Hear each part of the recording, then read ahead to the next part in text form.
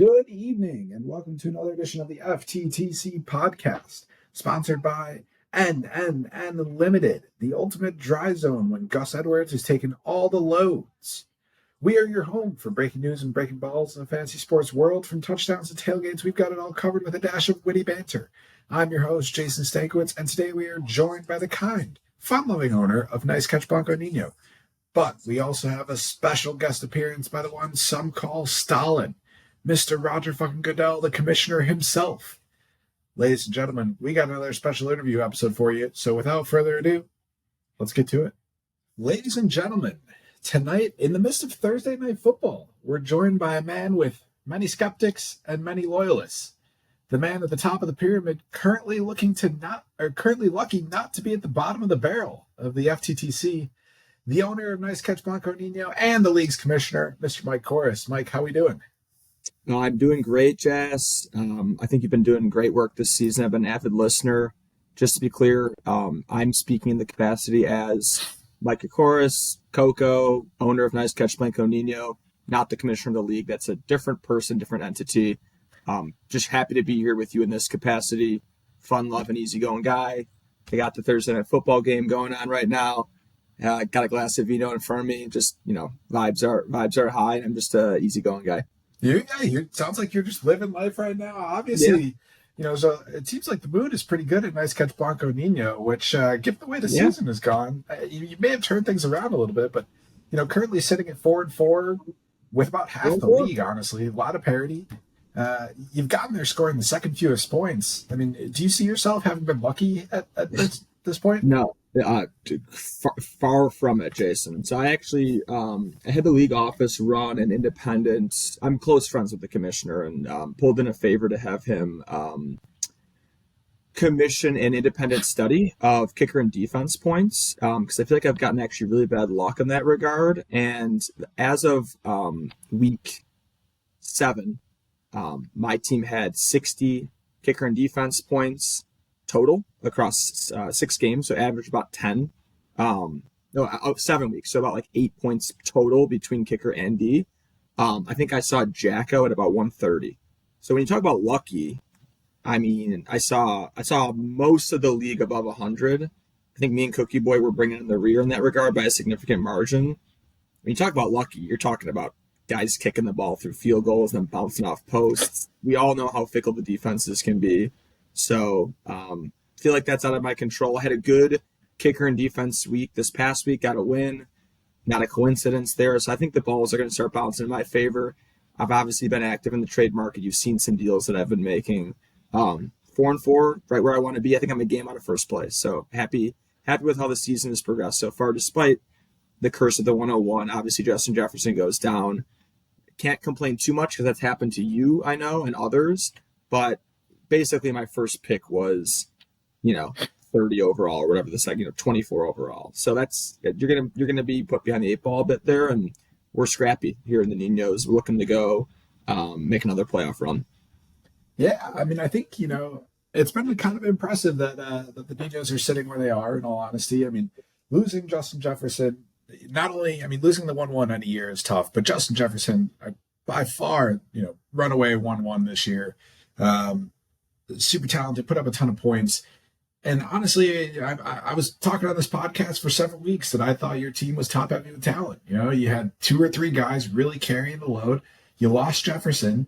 As you mentioned, that you rehauled your team. Take us through the rehaul that happened over the past couple of weeks with some of the deals you made. When I'm in trouble, the first thing I do is I pick up the phone and I call Nate.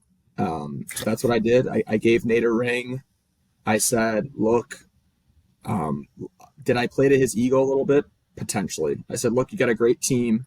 I don't think you have a championship team, but I think taking a risk on Jefferson, making a long-term investment on Jefferson is going to suit you because without just a true differentiator like him, I don't think you have what it takes to make the championship. I think he agreed. I think he was a little wary about Kirk Cousins getting traded, which that ended up being kind of a moot point, unfortunately, as well as Jefferson coming back, which I had my doctors kind of massage that concern away with just all the data that we had saying that he's a young guy. He's never been injured before, never missed a game before. He's competitive. He still wants to have a 1,000-yard season. He's coming back. Made a big pitch to him. I know Nate likes to make a splash. I know Nate. I know Nate and I have a history of doing business together. So eventually, fired off about 40 texts to him in a row, making my case. It was enough. Deal is done. I think Devontae Adams has scored about 10 points since then. So not looking great, but I think he's going to be a good candidate for a bounce back. They cleared house. I put it in a favor with the league office and ownership, Al Davis. They cleared house. So we got new OC, new head coach. Hopefully things turn around for Devontae there. Then the other trade, did you want me to talk about the other trade? Yeah, I mean, yeah, let's go ahead and talk on that. We'll touch on both after. What was the other trade I made? Oh, a bit of a just a positional swap. So I think it was Pitts and Swift for Kittle and Mixon. Jury's out on that one. I think it was a fairly even trade. I think I'd rather have Kittle than Pitts, and I'd rather have Swift than Mixon. I think both Mixon and Kittle both had great games the second half of my team, go figure. But what I really like to see out of Swift, I don't know if you were tuned in, Jess, but the tush push got a new wrinkle this past weekend. I did. I saw that. Yeah. Instead of Swift being the tush pusher, he was actually the recipient. It was a fake tush push, recipient of a little counter into the end zone. Worked perfectly. I would love to see that play get run a little bit more. And in fact, I've been lobbying heavily for the in-season abolition of the tush push. So we're going to see how far that goes with league office. But if that play becomes the norm, that's going to be a steal. That's going to be a fleece job of old Naz Roadrunners. Sorry, yeah, Roadrunners Naz. I mean, I got to say, I really hated that second trade purely because I lost last week because of it. Yep. As I mentioned in the text group, George Kittle's got about 75-80% of his total points this year against me. He's had 2 good games, and they're both against you. Yeah, he's really, really put me to the floor this year and buried me both times. So that was a tough one to see. But going back to the first deal, the Devontae Adams trade, he obviously hasn't lived up to expectations this year. A lot of turmoil in Oakland, Las Vegas, excuse me. I mean, do you think he's going to turn around? They're switching QBs over there. They're firing head coaches. I mean, to be honest, the fate of my season depends on that. So when I made that trade, I said, I don't know if this is going to happen, but I believe Devontae Adams is top 5 talent. I believe that almost every season he's top 5. And so if he's going to finish top 5, top 7 this year, that means he's going to have a really stacked back half of the season. I figured something might change with QB, OC. I didn't know if the coach would get. I mean, I didn't know that you guys had to clean house, but to me, that's a fresh start. And even if it's substandard quarterback, it wasn't like Derek Carr was some great quarterback. So I'm betting on it. Would be lying if I didn't say I was a tad nervous, but I'd be surprised if he's not a wide receiver 1 by the end of the year. I mean, he always ends up there. Man has a lot of talent. He seems to always get it figured out. I've had him in years where I thought he was a bust, and then he turns it around. So I feel like more than likely he will.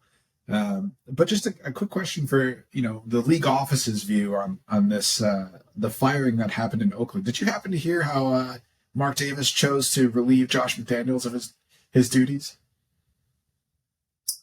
Do you have some inside scoop? It's quite a story. I suggest you check it out and read the full story. But the day after the Raiders lose, Josh McDaniels shows up at the Raiders facility dressed as Mark Davis. It's Halloween, so he dresses up as Mark Davis. Davis loves it. Really enjoys it. He says that he's going to order his favorite food, PF Chang's, and they're going to eat lunch together so that Josh can really fill out the whole act. While they're eating lunch together, Davis hands Josh McDaniels a fortune cookie. He opens it up. It says, "Congratulations, you're fired." And that's supposedly how Josh was relieved of his duties. Is this? That sounds like the setup to a joke. Is that actually true? That is what I've heard. What actually happened? Was there like bad blood between them? I don't know. I don't know what the story is, but I'm curious. From a league office perspective, do you enjoy the mockery of the man, or do you think it's taken a little too far and things are getting a little too? No, I think it's. I don't think Josh. I don't have a ton of respect for Josh McDaniels outside of when he's coaching Tom Brady. So I think he was in a little bit over his skis in Vegas, and when it's costing the Ninos points on the board, when it's affecting my performance, he could have shot the man dead in the streets, and I wouldn't have betted a 9. Fair enough, fair enough. But going back to your trades for a second, you mentioned calling up Nate, and I gotta ask. I mean, do you feel any shame in targeting managers that many critics of the FTTC consider to be some of the softest managers in the league, and managers who honestly you've swindled before? People throw the S word around a lot in terms of my trade tactics.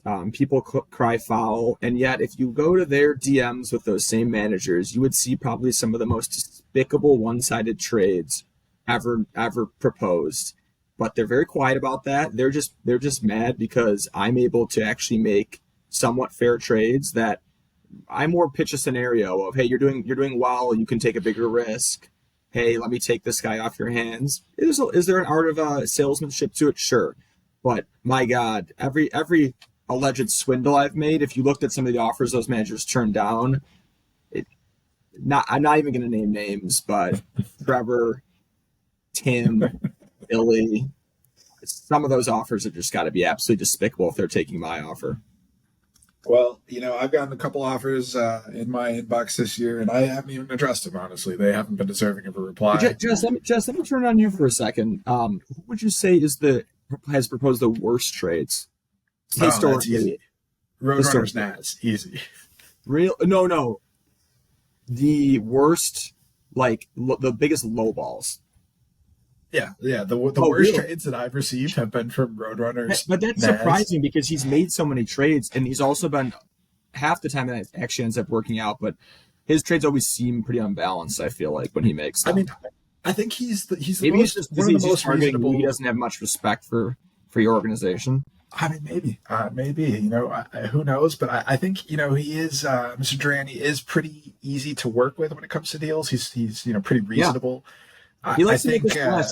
He's a bit like the late Al Davis in that regard. That's a great comparison. I think he fits that role perfectly. Another comp would be Jerry Jones. Yep. I will say I think Trevor probably drives the hardest bargain. I found that. Yeah, that was kind of what I thought you might. That's kind of been the murmurs around the league. He and I, candidly, are actually in some discussions right now, and the man is driving a hard bargain. But I'm known as the best, the top deal man in the league. I've made the most trades historically. They're not always swindles, despite what my critics may say. So, Trevor, if you're listening, eager to do business with you. I don't actually think those rumors are substantiated. I think you make very fair and shrewd deals, and I'd love to be your first blockbuster deal of your entire career because you never make any trades. Well, there you go, ladies and gentlemen. That aren't completely one-sided. We have NiceCatchBlancoNino looking to make a big splash, a fair splash with Vic Vinegar. We'll see if Vic addresses splashes that are equal in height. Yeah, that both boost boost the splash of your team higher than everyone else. Yes, ideally my splash is like a centimeter higher. Yeah, I think that's what we all want, right? Just that small win. A man who's not doing very much winning, though, is Cookie Boy United, otherwise known as the Auto Draft Bot Squad, currently sitting at the bottom of the league and honestly looking pretty hopeless. He is getting a lot better at shotgunning, though. There's no doubt about that. He had almost no drips. He didn't vomit this time afterwards. Nice and quick. I was impressed. It was quick. Yeah, it was probably sub 5 seconds. High marks across the board.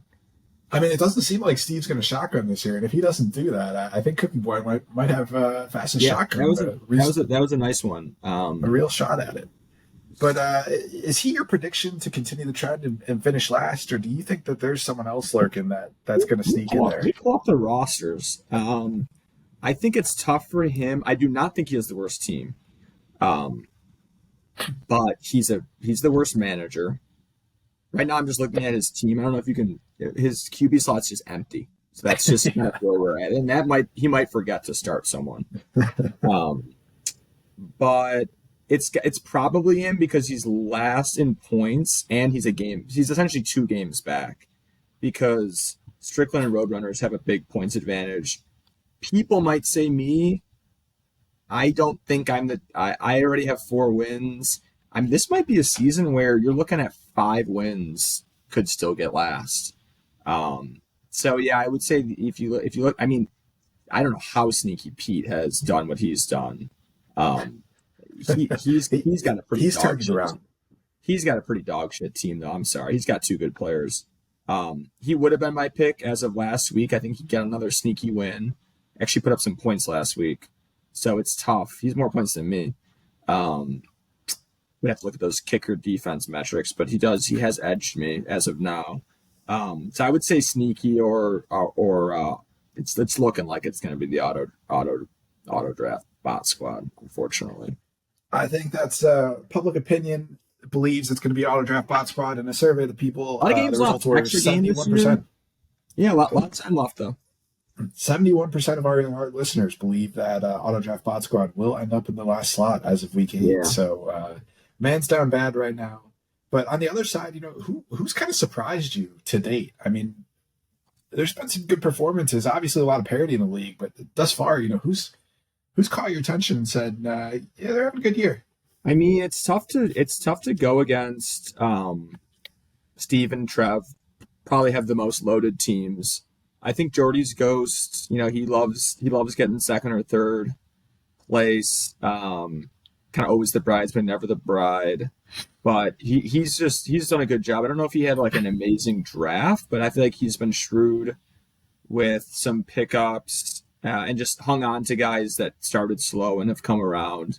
Honestly, Durante I thought was probably cooked, and now he actually has some talent on his roster. So I've been reasonably. He got out of like that basement discussion to me, and actually has a team that could maybe make a little bit of a run. So I'd say those guys. Steve had the one good pickup of Kyron. He kind of just won everything at the draft. Hasn't really needed to do much. Hit on every pick. Was on the same Wi-Fi as me for that draft. We did not have the same results. He was sitting 10 feet away from me. But I would say those are the big names. Zay's got a solid team. I think Spooks' team is mediocre. Yeah, the rest are just kind of mediocre. You got me, Cookie, Strickland, Sneaky, kind of down, a little more down in the dumps, I think. Yeah. Either way, a lot of parity in the league this year. But we've had a couple questions roll in from our listeners. Yeah. They want to get some feedback from you.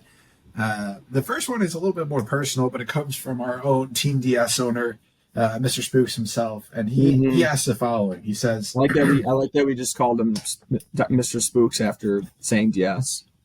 But don't cut this. Don't cut that. Don't cut that. He says, Dearest Commissioner, as the self-proclaimed god of love, which relation would you prefer?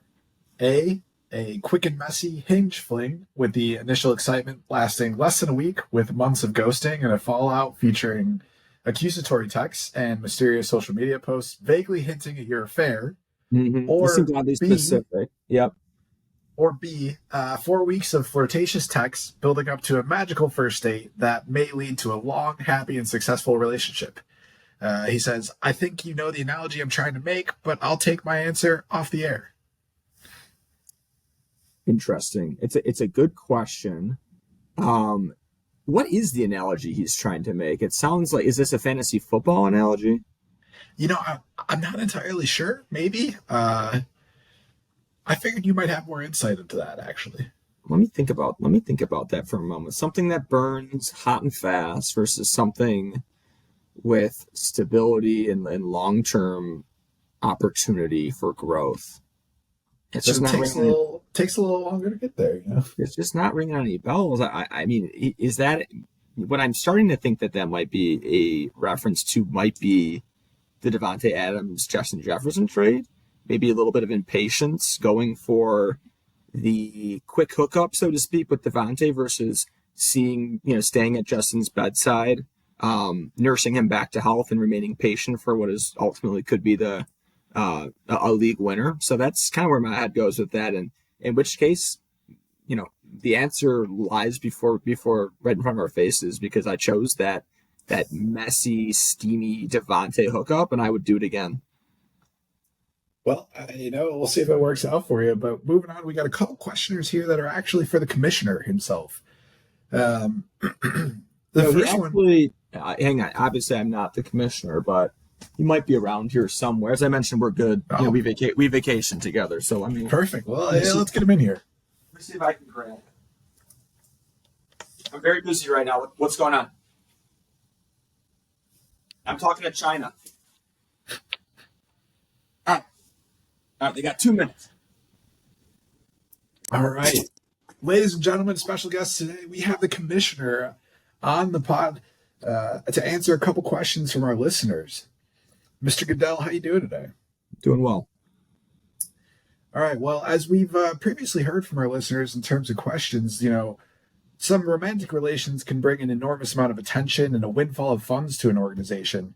The listeners wanted to know in previous weeks, who you'd consider dating to take the popularity of this league to the next level. Can you repeat that question? Yeah, so looking at something like the Travis Kelce Taylor Swift situation, right, where the NFL is taking out boatloads of money. If we were to equate that to the commissioner's love life, who would the commissioner be looking to date to increase the profile of the league? I actually might turn that, and I might look at potentially our CFO, Tim Pollard. Some of his inclinations, let's say, are pretty well known. His preferences for women and their body types. So I might say in that regard, maybe someone like Scarlett Johansson or Kim Kardashian could be interesting. Additionally, if it was me pursuing someone, I might look at just trying to think of like how we could do some geographic expansion. So maybe like a same-sex K-pop relationship, because then we're bringing in the Asia market. We're bringing in another type of market as well. So I think that could be beneficial, and I could probably juggle that. I think that is probably the most progressive thing we've heard from any sports league. Honestly, clearly you're at the forefront of progression. I've got a good PR team, coaching me, helping me get better in that regard, appealing to a younger audience. I mean, clearly appeal is growing. Audience. With some of the efforts of the league this year, trying to put some more media out there. But we heard that you were on the phone with China before you joined the podcast. Can you tell us about some of the growth that's happening there and some of the efforts to target the Chinese market? Unfortunately, I can't disclose specifically what I was discussing as it relates to the potential FTTC Chinese merger. I've already said too much, honestly. So hopefully you caught that. But let's just say there's a lot of eyeballs in China. They have a very sophisticated taste for entertainment and sports. And I see it as a really good opportunity for the league to branch out. That's all I can really discuss. There's a lot of synergy there. They're a little concerned with our financials and revenue performance as it continues to decline, as I've been in the news, unfortunately, for a variety of negative reasons recently. But we're not going to deter that. We're not going to let us be deterred by that. And so I continue to explore all operations and opportunities for this league to grow, whether that is organically or inorganically. Well, popularity of the FTTC, I think, is at an all-time high, and so is owner activity. Is there a specific owner right now that you think might be in hot water for any future seasons? That's a good question. Let me pull up my shit list, so to speak. I've been very happy, I'll say, with the disasters. Dan Zay, he struggled. He had a tough 2021. As you know, I believe he had a week where he didn't start a player. He allegedly didn't have GroupMe. He wasn't responding to anything. He was a no-show to the banquet. We put him on probation, which we take very seriously, as we have thousands of people lining up to take a spot in this great league. He stepped it up. I gotta give him his flowers. He's been great. Last year's engagement, I mean, he almost won the league, actually basically handed Durrani his first title, which was a pretty magnanimous move. And he's been very active this year. He's been coming at NiceCatchBlancoNino a lot for the Joshua Kelly signing, which then I believe he signed him, so that was interesting. But I would say hot water. It's just auto draft bot squad. That's an expansion team, but you just got to see more out of them. They're just kind of lifeless. They're shotgunning every week. It's just become one of those teams that you have to wonder. If you equate it to the American professional sports landscape, are they a team that's just going to move?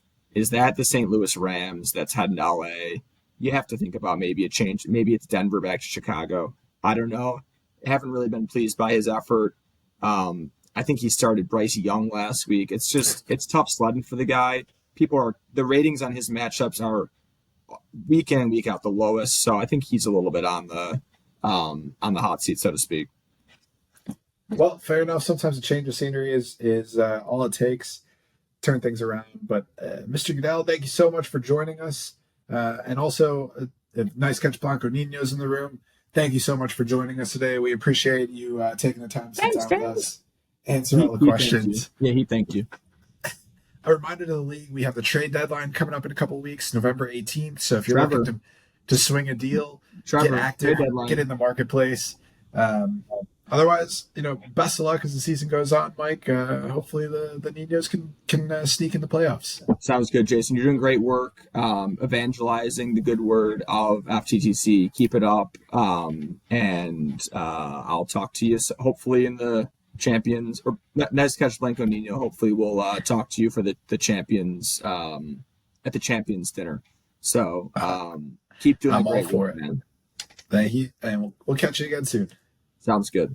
And there you have it, ladies and gentlemen. A special interview where we get to hear from both Mr. Kokoris, owner of NiceCatchBlancoNino, and the commissioner himself on some of the big league updates. Thanks again for listening to another episode of the FTTC podcast. Best of luck to the league in the upcoming Week 9 matchups. We look forward to speaking with you soon. I'm your host, Jason Stankiewicz. Until next time.